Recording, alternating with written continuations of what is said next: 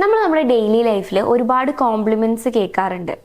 പക്ഷെ അതിനേക്കാൾ കൂടുതലൊക്കെ ആരെങ്കിലും ഒരാൾ നമ്മളെക്കുറിച്ച് നെഗറ്റീവായിട്ട് എന്തെങ്കിലും ഒരു കാര്യം പറഞ്ഞു കഴിഞ്ഞാൽ നമ്മൾ ഈ കോംപ്ലിമെന്റ്സിനെ എല്ലാം മാറ്റി നിർത്തിയിട്ട് ഈ നെഗറ്റീവായിട്ടുള്ള കാര്യമായിരിക്കും എപ്പോഴും ഓർത്ത് വെക്കുന്നത്.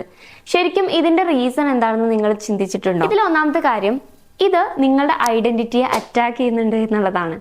അതായത് നമ്മളെക്കുറിച്ച് ഒരാൾ നെഗറ്റീവ് പറയുമ്പോൾ നമ്മൾ ഭയങ്കരമായിട്ട് പാനിക് ആവുന്നു. എന്തുകൊണ്ടാണ് അവർ അങ്ങനെ നെഗറ്റീവ് വന്നത്, അപ്പൊ നമ്മളിൽ എന്തോ കുറവുണ്ട്, ഈ രീതിയിലൊക്കെ നമ്മൾ ഇങ്ങനെ ചിന്തിച്ചു കൂട്ടുന്നു. സോ അതൊരു ജഡ്ജ്മെന്റ് ആയിട്ടാണ് നമ്മൾ എടുക്കുന്നത്. നമുക്കൊരു 100 നല്ല ക്വാളിറ്റീസ് ഉണ്ടെങ്കിൽ പോലും ഇയാൾ പറഞ്ഞ ഈ ഒരു നെഗറ്റീവ് ആയിട്ടുള്ള കാര്യത്തിലായിരിക്കും നമ്മുടെ ഫോക്കസ് ഫുള്ള്. അപ്പൊ അത് ആലോചിച്ച് നമ്മൾ ഒരുപാട് വിഷമിച്ചിരിക്കുകയും ചെയ്തു. ഇനി രണ്ടാമത്തെ കാര്യം, നമ്മുടെ ബ്രെയിന് കൂടുതലായിട്ടും പോസിറ്റീവ് ആയിട്ടുള്ള കാര്യങ്ങളിലേക്കാൾ കൂടുതൽ നെഗറ്റീവ് ആയിട്ടുള്ള കാര്യങ്ങളിലാണ് ഫോക്കസ് കൊടുക്കുന്നത്. അതെന്തിനാണെന്ന് വെച്ച് കഴിഞ്ഞാൽ നമ്മുടെ ബ്രെയിൻ എപ്പോഴും റിജക്ഷൻസിൽ നിന്നും നമ്മളെ പ്രൊട്ടക്ട് ചെയ്യാനായിട്ട് ട്രൈ ചെയ്യുന്നുണ്ട്. അപ്പോൾ ഒരു നെഗറ്റീവ് ആയിട്ടുള്ള കാര്യം ഒരാൾ നമ്മളടുത്ത് വന്ന് പറയുമ്പോൾ മേ ബി നമ്മൾ അയാളോട് തിരിച്ച് റിയാക്ട് ചെയ്യുന്നൊക്കെ ഉണ്ടായിരിക്കാം.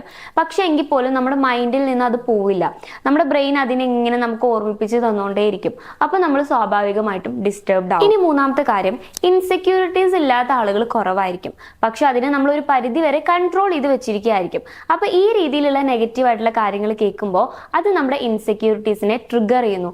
അപ്പൊ നമുക്ക് ഉള്ള ഇൻസെക്യൂരിറ്റീസ് എല്ലാം നമ്മൾ എങ്ങനെയൊക്കെയോ പറഞ്ഞ് മോട്ടിവേറ്റ് ചെയ്ത് അവിടെ വെച്ചിരിക്കുകയാണെങ്കിൽ പോലും അതെല്ലാം പുറത്തു വരികയും നമുക്ക് നമ്മളിൽ തന്നെ ഒരു സെൽഫ് ഡൗട്ട് സ്റ്റാർട്ട് ചെയ്യാനായിട്ടും തുടങ്ങുന്നു. സോ ഇതിനൊക്കെ ഒരു പരിധി വരെ നമുക്ക് തന്നെ കൺട്രോൾ ചെയ്യാൻ സാധിക്കും.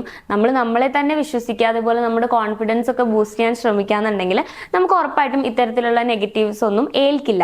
സോ കൗൺസിലിംഗ് റിലേറ്റഡ് ആയിട്ടുള്ള എന്തെങ്കിലും സർവീസുകൾ നിങ്ങൾക്ക് ആവശ്യമാണെങ്കിൽ സ്ക്രീനിൽ കാണുന്ന നമ്പറിൽ നിങ്ങൾക്ക് കോൺടാക്ട് ചെയ്യാവുന്നതാണ്.